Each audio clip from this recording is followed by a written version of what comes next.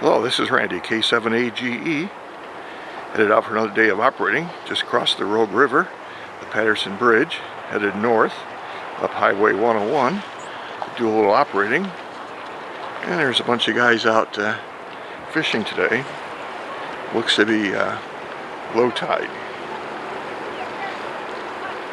Another beautiful day on the Oregon coast. Okay, I'm up here just north of milepost 315. And I'm going to be off the highway here, so hopefully you won't be listening to all the noise. There's a pool out here, and I'm the fourth car. You might be able to get one more in here. And that's where I'll be operating. And I've got stuff loaded up into my my wife's red wagon. It's Pips.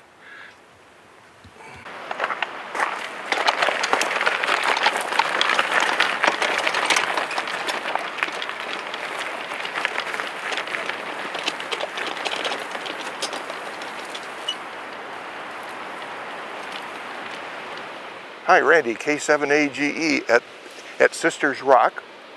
Overlook, you can see there's three large, multiple large rocks out here behind me.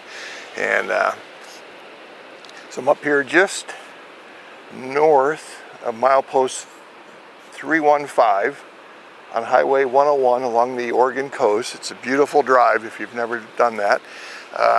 In the southern part of the state, it's less populated than up in the northern half of the state. So it's a lot of remote areas, not a lot of buildup along the ocean front here.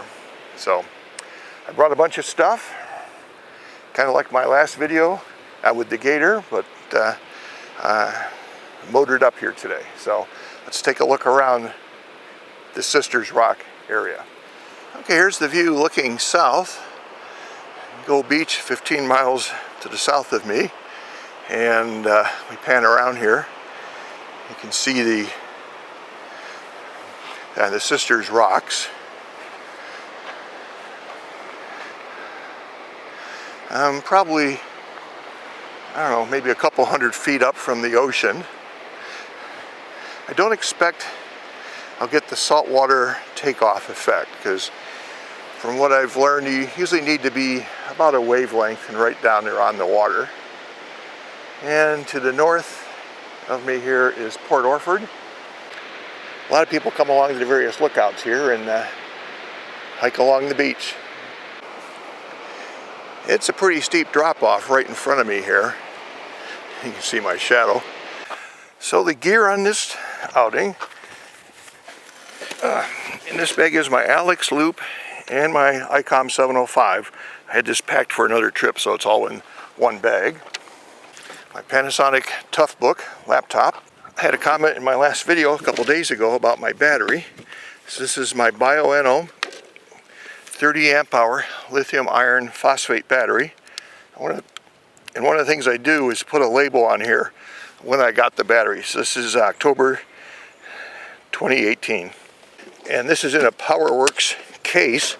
I got this up at the Seaside CPAC Hamfest a couple years ago. They're like $129. It was on sale there for $99. They were selling them like crazy. It has a voltmeter, 2 USBs, cigarette lighter, binding posts, power poles, 2 of them, and I added 2 more. So 30 amp hours, it'll run the 705 for a long time. And my camera bag, it's just an ARL bag filled full of a bunch of small stuff. Got my elk antenna. Here's my super antenna all in the little bag. I got my lunch and the light stand to hold the elk and maybe the super antenna. Okay, so inside the AlexLoop backpack, I'm not going to show putting it together. I did that in my other video.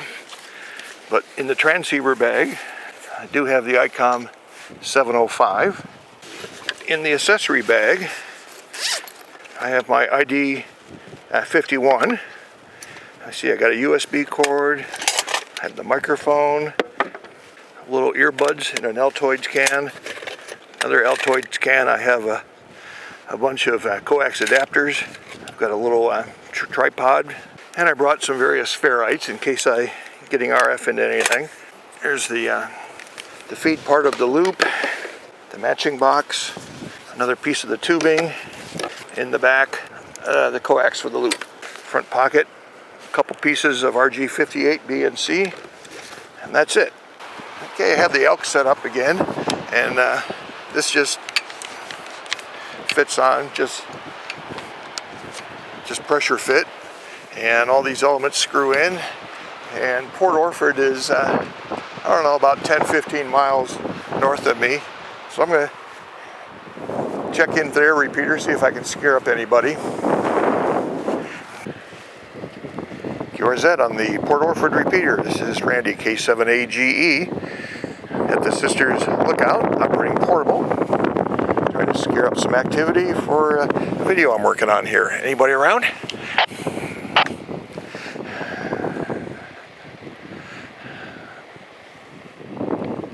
Let me point back around to Go Beach.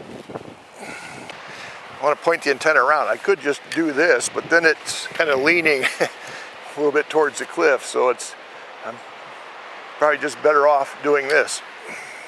There you go, 180-degree change. QRZ, K7AGE, operating portable. Anybody around?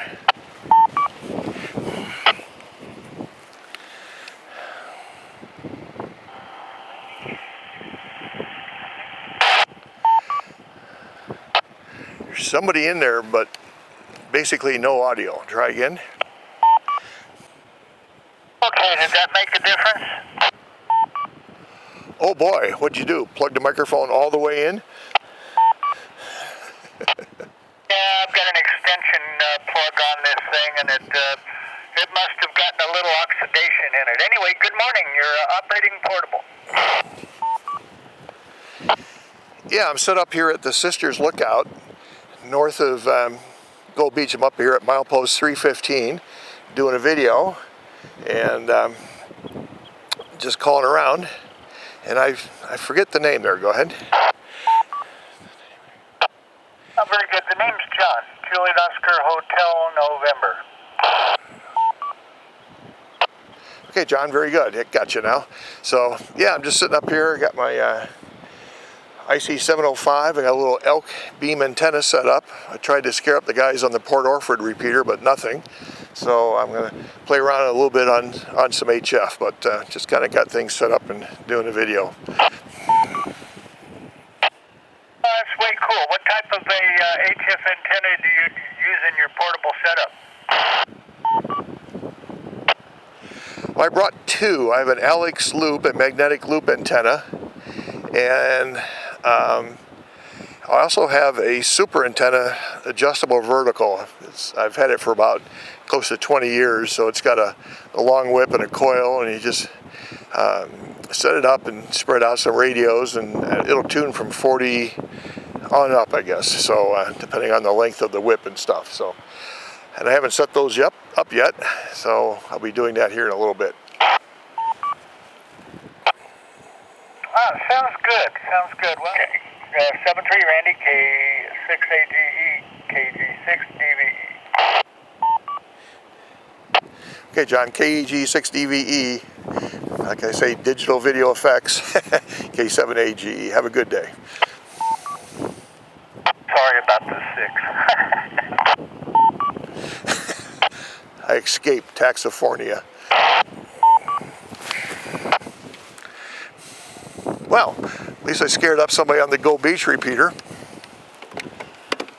It's starting to cloud up nice. It's starting to cool down a little bit. So let me see what's next.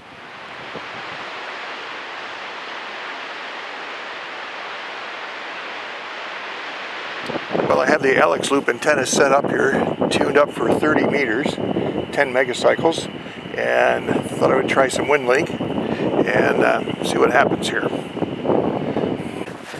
Okay, so I have my tough book here. I can barely see it. You'll never be able to see it. I got the 705 over here. Problem with having multiple bags, something is in the other bag. So the DC power cable is in the other bag. So we're running off the the battery off the 705. I have the larger one, whatever model number that is. So, and off camera, I tried a couple of Windlink stations, and I was able to bring one up. So I'm now going to start the session and see if there's any mail sitting out there for me. Calling KD6OAT using Vara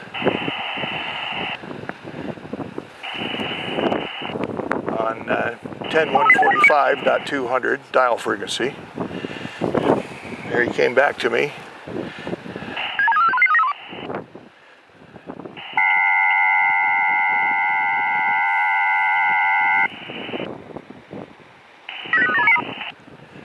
I'm connecting in. It says range is 1,057 kilometers, so what's that, about 600 miles? 5 watts in the AlexLoop. I haven't checked into my Windlink account in a couple of weeks, so there might be something waiting for me.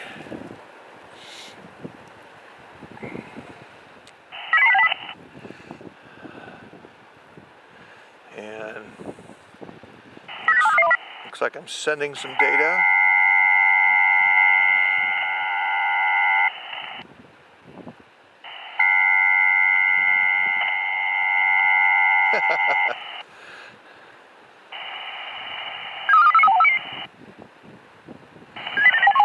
Looks like I have 4 email messages here waiting for me. So it should disconnect.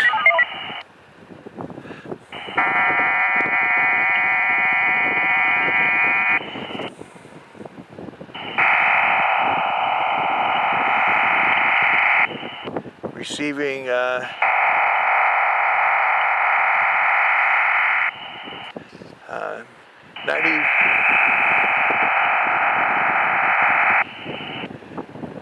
Make a lot of noise here. Oh, maybe it's downloading the email. It said I got 4 messages. I'm expecting to see a timeout here.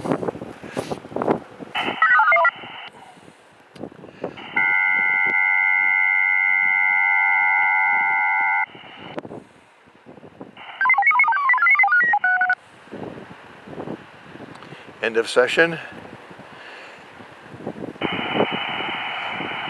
Okay, just some of the stats here.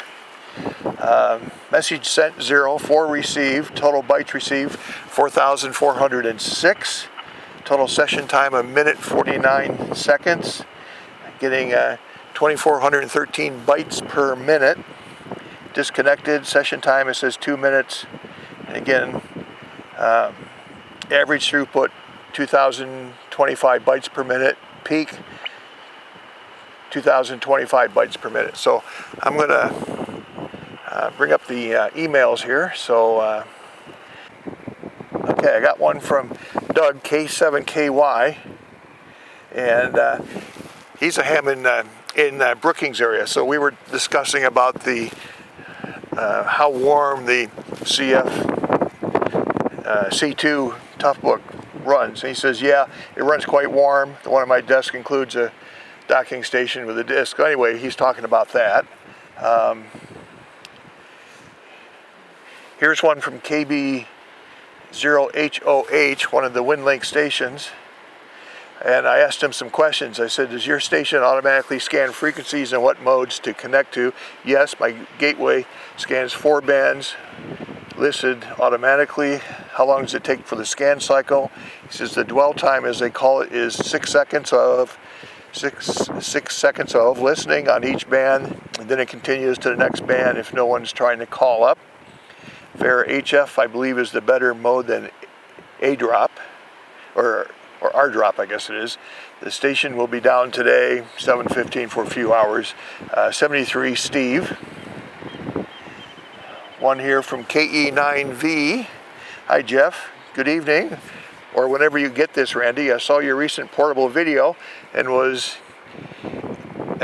intrigued with your use of Windlink, so I thought I'd jump on the bandwagon too. Really just testing this out as a message is being sent via Telnet. I'll get the 7610 connected to the software in the next few days and try to send another via RF. And then I got another one here from N2Q QOJ, I believe it is. And he says, "Hi Randy, I enjoyed your new video very much. I think your style of video production is," he says, "I think your style of video production resonates with me. Your efforts are very much appreciated. I shared my video at the local club. Joe," thank you Joe, and to QOJ. So I'm going to pause the camera. I'm going to send responses back to everybody. And since this is Wednesday, I'm going to prepare a Windlink Wednesday message. So I'll be back. I'm back. So before I start on this again, let me explain what Windlink is for those of you who may not know. Windlink is a system, and it's made up of two parts. So the backbone part is amateur radio stations that are connected to the internet, just like you are at home, and they have special software running on their computer and a radio, completely unattended, and it will scan different frequencies and different bands looking for remote stations like mine, who has a list of stations, and I try and find one that the propagation path will work, that I can make a contact with them. If I don't make it with one, I go on to another. If there's a message waiting for me, that station will download it. If I have messages to upload, once we make the connection, it will then upload to the Windlink gateway station. If it's a standard email address, boom, it goes out on the internet and it shows up in your box. If the person I'm emailing to is another Windlink remote user, it stores a message until that user logs in or connects and then downloads. I tried using my AlexLoop here again. About an hour and a half, 2 hours have passed, and just wasn't able to make it. So I now have my super antenna set up, and we'll try that. So I've selected here best station. It's XC2BC in Mexico, and we'll tell it to start.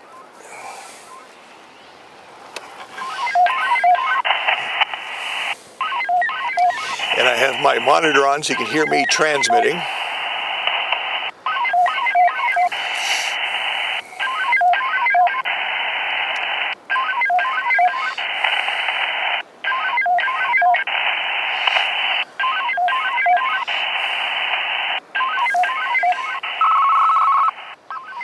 Whoa, what was that?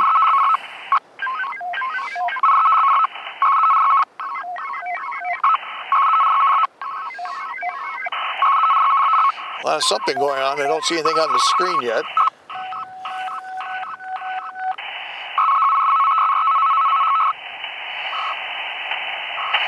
Looks like the channel may have got busy.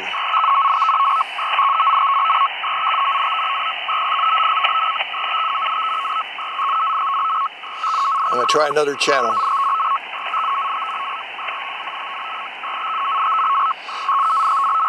I'm back. So before I start on this again, let me explain what Windlink is for those of you who may not know. Windlink is a system, and it's made up of two parts.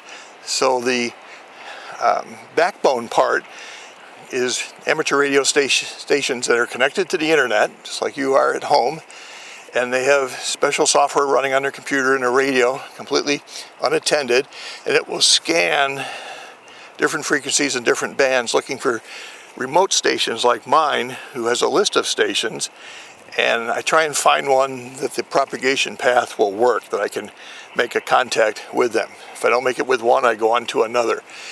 If there's a message waiting for me, that station will download it.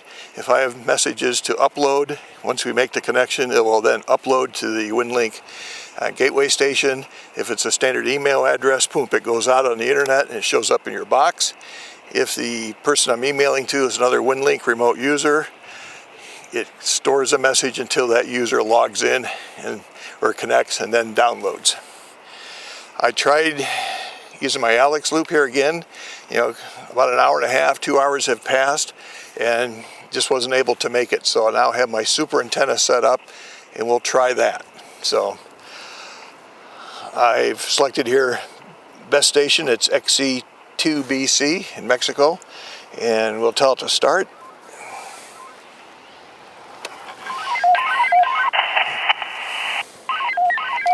And I have my monitor on so you can hear me transmitting.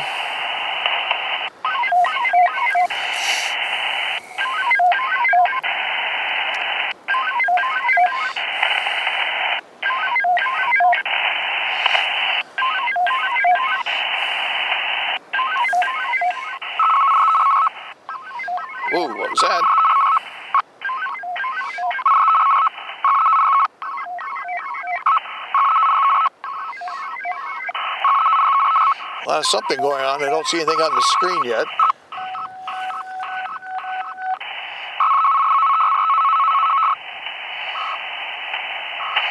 Looks like the channel may have got busy.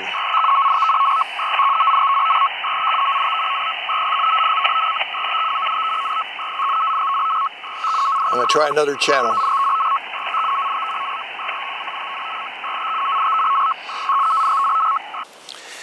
Okay, well, I've tried the AlexLoop on 30, nothing. Switched to my super antenna on 30, nothing. Changed to 20, nothing. Went to 40, got a station. VA7PF, 742 kilometers. So I'm in the process of uploading all those emails that I responded to and a couple extras. It was a chore. It took me probably about an hour to get in. So, through the magic of video and editing, it looks like no time at all. Let me turn the monitor on here. So sending a block of data, handshaking, whatever it's doing.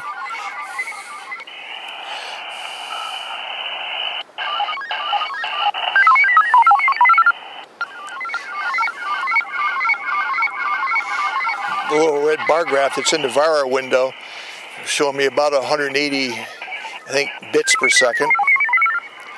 I think it just keeps trying and trying. I'm going to abort this and try another frequency. I'll come back if it starts working. Okay, I'm on 40 meters. Been trying and trying. I've connected to K6MBY, 652 kilometers. 40 meters is really busy. Every Windlink, every VARA channel seems to be busy here. But I'm in. See if this continues. Before the batteries die, I'm 1 bar on the 705. I forgot my power cable to my Bioeonno battery with a power pole on it. And now the battery on the laptop's failing.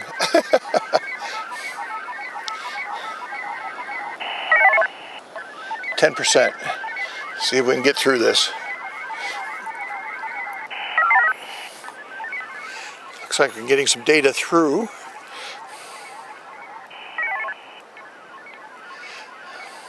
If the path of my batteries hold up.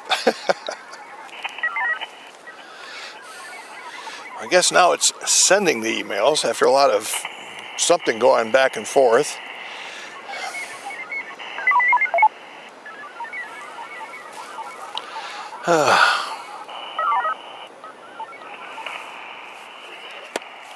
That's it. Laptop ran out of batteries. I'm done. Busted day. K7AGE, that's the way it goes sometimes. I need to buy another laptop battery. Bring my power cable for the radio. Get it up to 10 watts. We'll try again another day. 73. Thanks for watching.